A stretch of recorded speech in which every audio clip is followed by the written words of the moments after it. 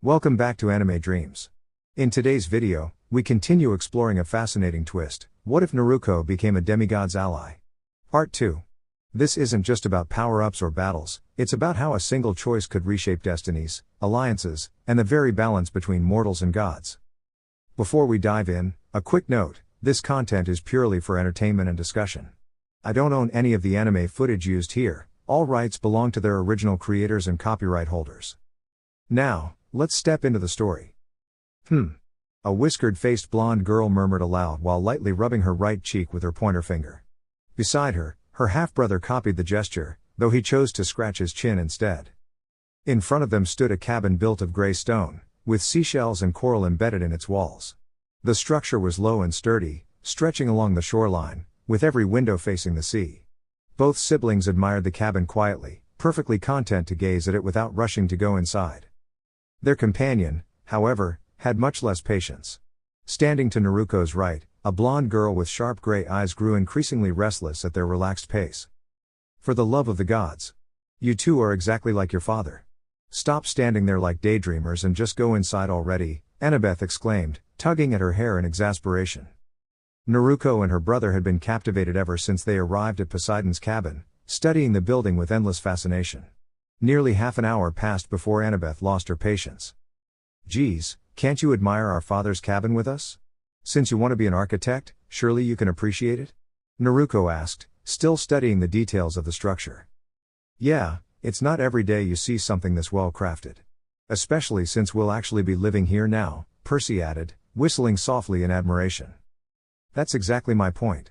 You'll have all the time in the world to stare at it once you move in.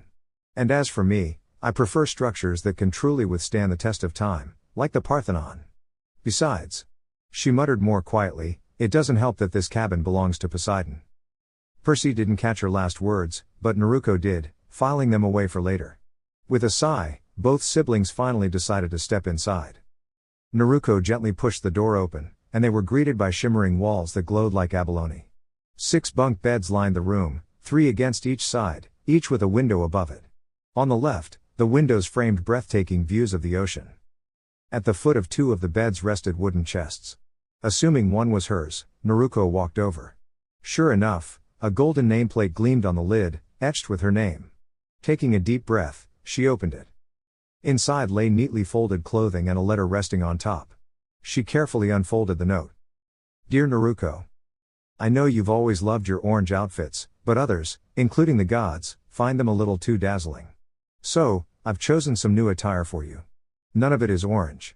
Best of luck on your upcoming journey. P.S. I've also included a few trinkets I think you'll find meaningful.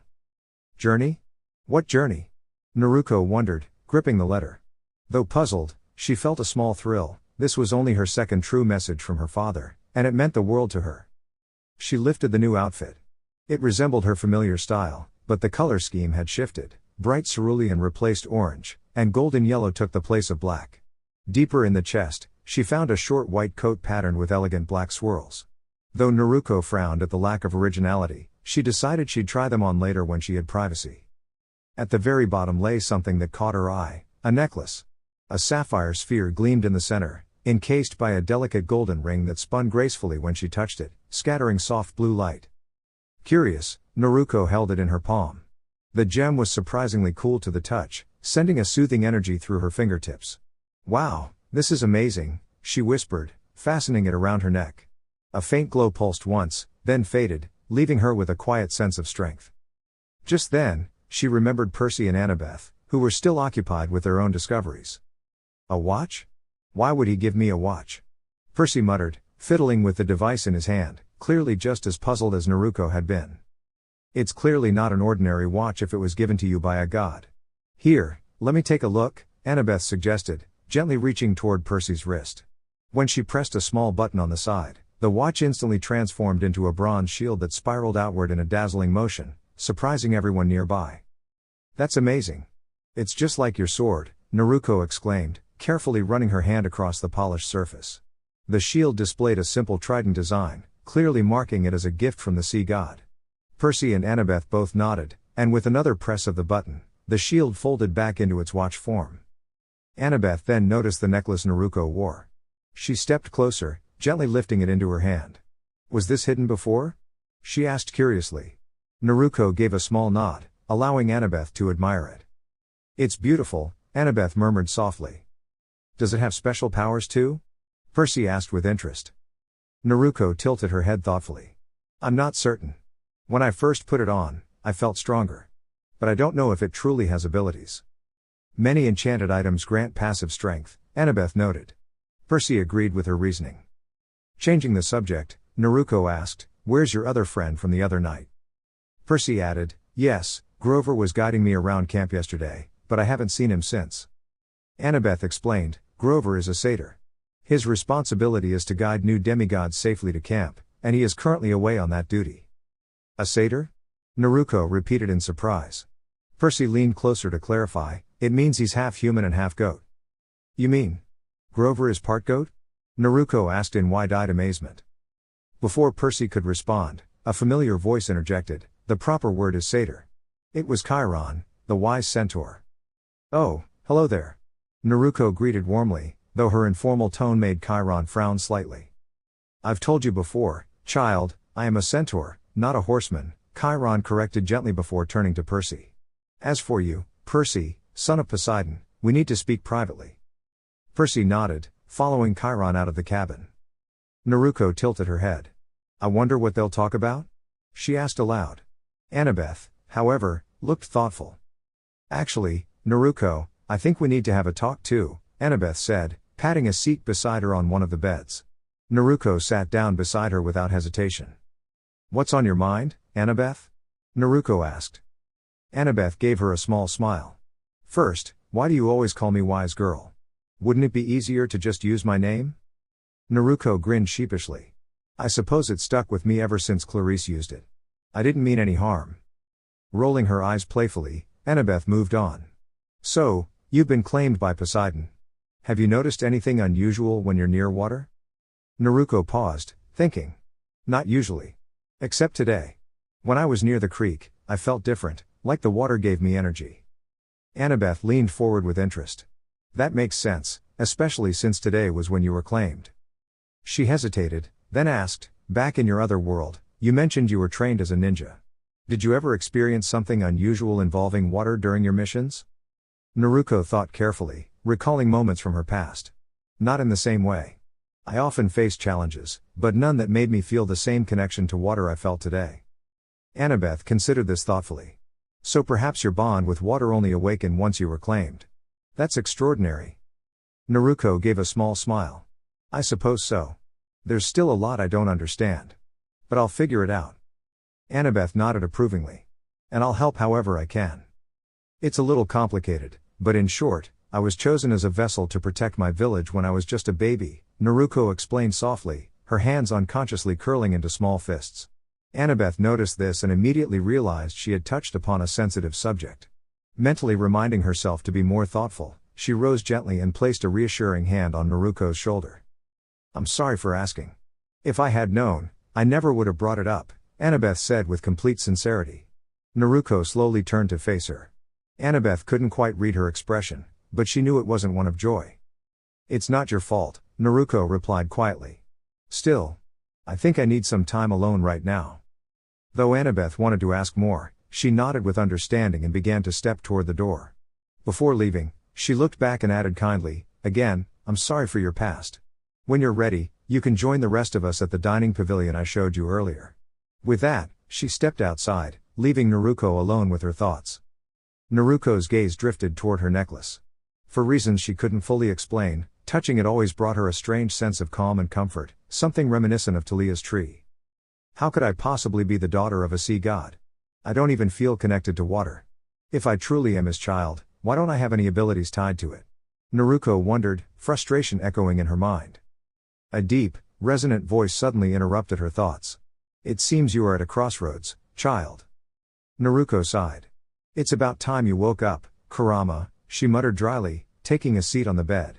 Ever since the great battles had ended, the nine-tailed fox had chosen to rest, surprising Naruko with his newfound calmness. I see you haven't changed much, Kurama snorted. Naruko rolled her eyes at his remark. It hasn't even been that long since you drifted off to sleep, she replied. Perhaps not to you. But for me, time means very little, the fox countered. The reason I am speaking now is simple, I overheard your doubts. And I believe I can provide some clarity. Naruko tilted her head, intrigued. I'm listening, Kurama. When you fought that Uchiha boy at the Valley of the End, I did heal you. But. Kurama paused, his tone growing serious. I was not the only reason you recovered.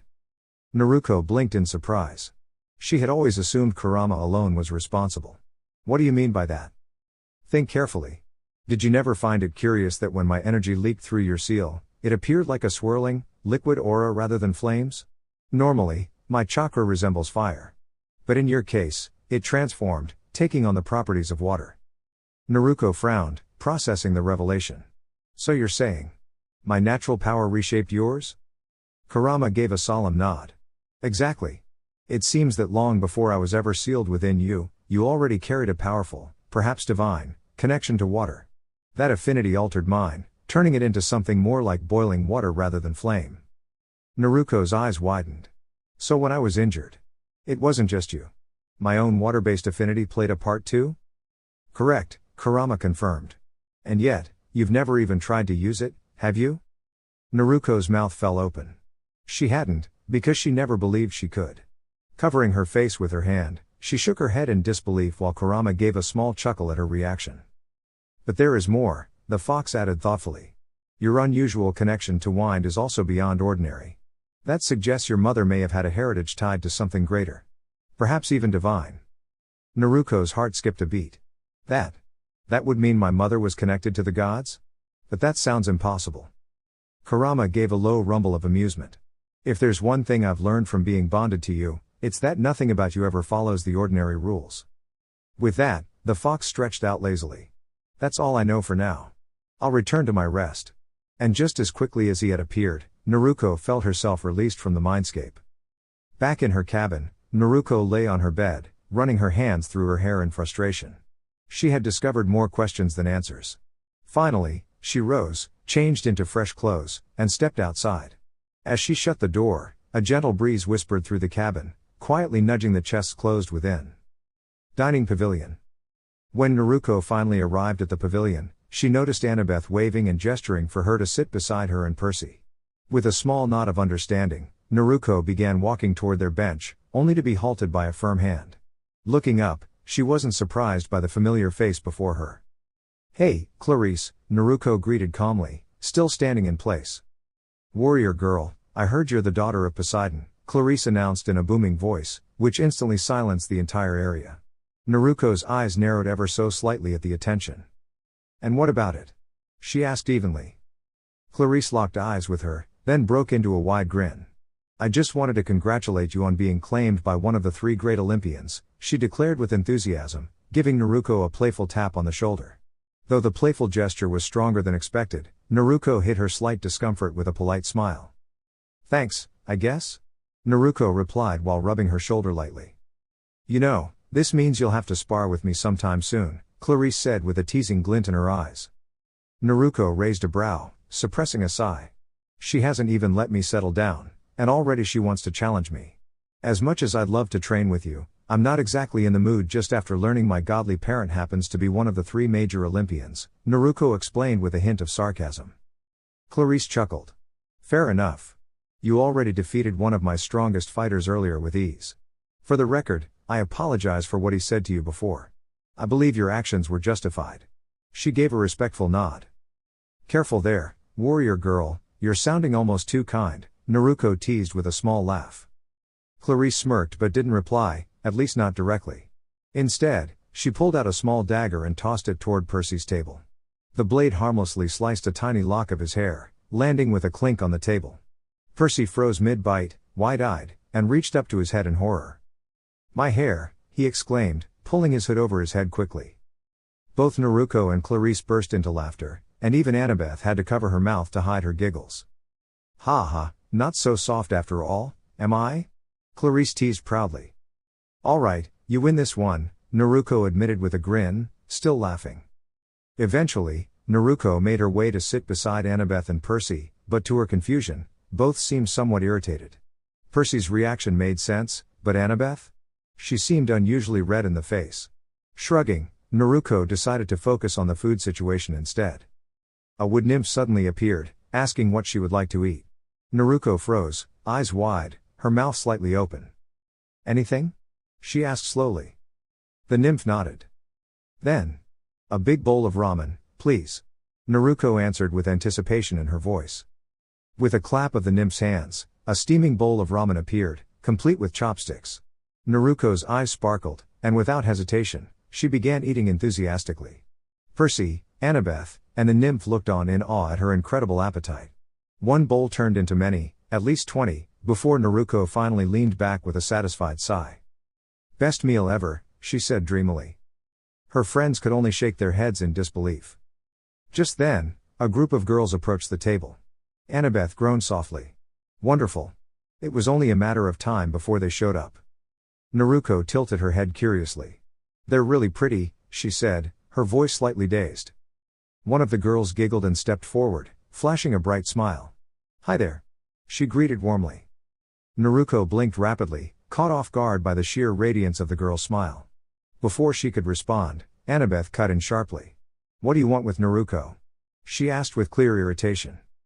The group ignored Annabeth's tone and continued smiling at Naruko, much to her growing fluster.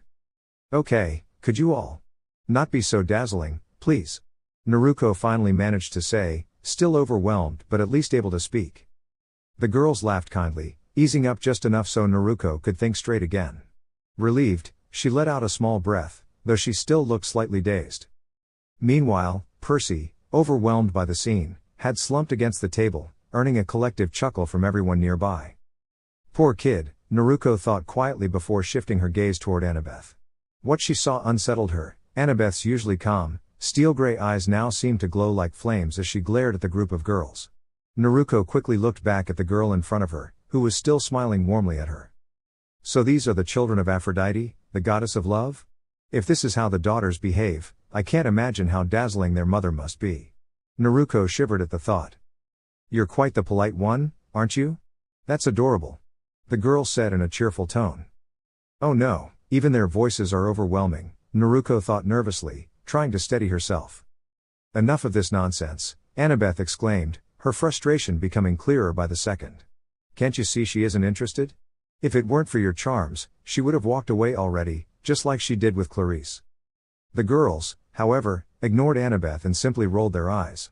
The one in front spoke again with excitement. Did you know? Every new camp member gets a special welcome gift from the Aphrodite cabin. Naruko frowned, remembering the prank welcome gift she had heard about from the Ares cabin, where newcomers were once dunked in the toilets. Seeing the slight worry on Naruko's face, the girl giggled. No, don't worry, she said playfully. Unlike others, our gift is admired by everyone. Before Naruko could even ask what she meant, the girl leaned forward and planted a sudden kiss on her lips. Naruko froze in shock, her blue eyes widening. What? Her lips taste just like ramen? She thought in disbelief. The girl's touch was surprisingly gentle, though Naruko felt herself resisting the sudden closeness. Just as quickly, the kiss ended when Annabeth hurriedly pulled the girl away. Why can't you keep your games to yourself? Annabeth scolded, pulling the girl aside. Despite her protests, the girl could only pout in response. Another voice spoke up then, a calm but disappointed one. A tall, graceful girl with black hair and blue eyes had arrived. Sisters, really? Must you behave this way? She said, rubbing her temple in exasperation. The group of girls immediately looked ashamed, murmuring small apologies before retreating toward their cabin at her silent command. The girl approached Naruko and gave her an apologetic smile. I'm sorry about that. My sisters can be a little too enthusiastic when meeting someone new. My name is Silena Beauregard, daughter of Aphrodite. Naruko blinked, still regaining her composure, before nodding politely. Annabeth also gave a small nod, clearly showing more respect for Silena than for the others. Silena continued kindly, they used a bit of charm magic, which is why you felt so flustered when they spoke to you. It wasn't your fault. Thank you, Silena, Naruko said sincerely. Silena smiled and then walked over to Percy, who was still lying nearby. She whispered something gently, and to Naruko's amazement, Percy sat upright immediately, looking startled but awake. What did you say to him?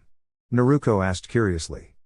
Oh, just a little chant, Silena replied with a light laugh and a faint French accent. Nothing too complicated. Thanks, Silena. If you hadn't arrived, things could have gotten a bit overwhelming, Annabeth admitted, brushing off her clothes. Percy stretched and blinked in confusion. What just happened? Silena simply shook her head with a small smile before glancing back at Naruko. Well, I should get going before my sisters try anything else. I'm sure we'll see each other again, Naruko. With that, she waved and headed back toward her cabin. Naruko watched her leave, still a bit dazed, before turning to Annabeth, who was visibly tense. Then a thought struck her. Hey Percy, what did Chiron want to talk to you about? She asked. Percy's expression grew serious. It would be best if we discussed it while walking back to our cabin. Naruko simply shrugged and followed him, Annabeth close behind, though she still looked thoughtful, as if something weighed heavily on her mind. None of them noticed the faint pink cloud of smoke that lingered behind them, rising softly from the table where the goddess of love had once stood, a bouquet of roses left elegantly in her place. On their walk back, Percy remained unusually quiet, which made everyone a little uneasy. At last, he spoke up, breaking the silence. I've been given a quest, he admitted softly. This immediately caught Naruko's attention. She remembered the note from her father, words that had stayed in her heart, best of luck on your quest, my daughter. Could this be the same quest? Naruko wondered silently. She didn't even notice that she had stopped walking until her two friends looked back at her with concern. Percy, what exactly does your quest involve? Naruko asked gently, rubbing the back of her head. It's simple. I have to find and return the Master Bolt to Zeus before the summer solstice. Both Naruko and Annabeth covered their faces with their hands at Percy's overly straightforward explanation. Let's not oversimplify things, seaweed brain, Annabeth sighed. You met the oracle, didn't you? Every quest has a prophecy. Tell us exactly what was said. Percy paused for a moment, then carefully repeated the prophecy. You shall go west, and face the god who has turned. You shall obtain the legacy of Philoctetes, and only the mortal child of two can wield it. You shall find what was stolen, and see it safely returned. You shall also return a part of yourself back to your creator. You shall be betrayed by one who calls you a friend. And you shall help a sibling reclaim their lineage. When he finished, Naruko felt her head spin with the many possible meanings. Annabeth, however, wasted no time in breaking it down. The first part is clear. If Hades is suspected of taking Zeus's Master Bolt, we'll need to journey west, Los Angeles, to be exact. That's where his domain connects to our world. As for the god who has turned, that part is harder to interpret. We'll only know when we face him, Annabeth explained thoughtfully. The legacy of Philoctetes, she continued, that's an old name. It's been a while since I've studied it. Percy tilted his head. What's the legacy of Philoctetes? Annabeth straightened. Percy, do you know who lit Heracles, that's Hercules, funeral pyre? Herac who? Percy stammered. Annabeth groaned. Heracles is his Greek name. Hercules is the Roman version. Naruko smiled faintly at their exchange, though she didn't fully follow the conversation either. Still, as long as one of them understood the prophecy, she was content. Yes, Annabeth answered herself, Philoctetes was the one who lit Heracles' pyre. His legacy is a weapon, the bow of Hercules. It was said to be essential in winning the Trojan War. The bow was powerful enough to end great battles, but its current location is uncertain. The only one who might know would be Apollo, since he gave it to Hercules originally. Annabeth sighed, pacing. The prophecy also mentioned the mortal child of two. That seems to imply someone born of two divine parents but still mortal. Naruko's eyes widened. Wait. Wouldn't that make them a god? Not necessarily, Annabeth replied. There are ways for gods to step away from immortality, rare as it is. More likely, the child was simply born mortal, even from two divine parents. Naruko gently encouraged her. All right, let's keep going. What's next? The returning of what was stolen is clearly the Master Bolt. But the second part about returning a part of yourself. That's still unclear. Annabeth admitted. And the betrayal part, Naruko added, maybe we should set that aside for now. Percy and Annabeth nodded in agreement. That leaves the part about lineage, Naruko concluded. Percy straightened with determination. If I'm meant to help, then I'll do everything I can to uncover your heritage, Naruko. Naruko smiled warmly at him. Thank you, Percy. That means a lot. She took a thoughtful breath before speaking. I think I might be the one the prophecy referred to as a child of two divine beings. I know my father is Poseidon, but my mother, I'm not sure. From what I've been told, her powers are tied to the wind. Annabeth frowned slightly. There are several gods connected to wind, but I can't think of a goddess off the top of my head. Percy, however, spoke up hesitantly. Could she have been a Titaness? Annabeth gasped. That's not impossible. Though it's unusual to imagine Poseidon, one of the great Olympians, connected with a Titaness. Naruko's thoughts swirled with possibilities, her mind racing with new questions. I think that's enough puzzling for now, she sighed playfully. Annabeth, how many days do we have until the summer solstice? As of tomorrow, 9 days, she responded calmly. It will also take several days to reach Los Angeles since it lies all the way across the country. Percy sighed deeply at this reminder. He had only 9 days to retrieve the bolt and return it to Mount Olympus, or else the gods would be at odds with one another. All right then, we know what to do and where to go. So let's get moving, Naruko exclaimed enthusiastically, dashing off in a completely random direction. She does realize west is the other way, right? Annabeth asked, astonished by Naruko's seemingly endless supply of energy for such a serious quest. Why ask me? You're speaking about someone who can barely figure out a compass. Percy exaggerated, throwing his arms into the air for dramatic effect. Annabeth simply rolled her eyes before turning to walk toward her cabin. When you find Naruko, I suggest both of you pack carefully and meet me by Talia's tree tomorrow at dawn. Our ride will take us into the city from there. With that, she moved out of earshot. Later, as she entered her cabin, Annabeth whispered a quiet prayer to her goddess, Athena. Mother, since this quest is connected to Hercules, one of your most admired heroes, please grant me wisdom and guidance to help us find his bow. Your support would mean so much. Her voice softened further as she added, cheeks now warm with embarrassment, and could you also help me understand a little more about friendships? Dear YouTube family. That's all for today's video, cherry blossom emoji. If you enjoyed it, don't forget to like, share, and subscribe to support the channel. Your love keeps anime dreams alive and growing, dizzy emoji. Thank you for watching. Anime Dreams.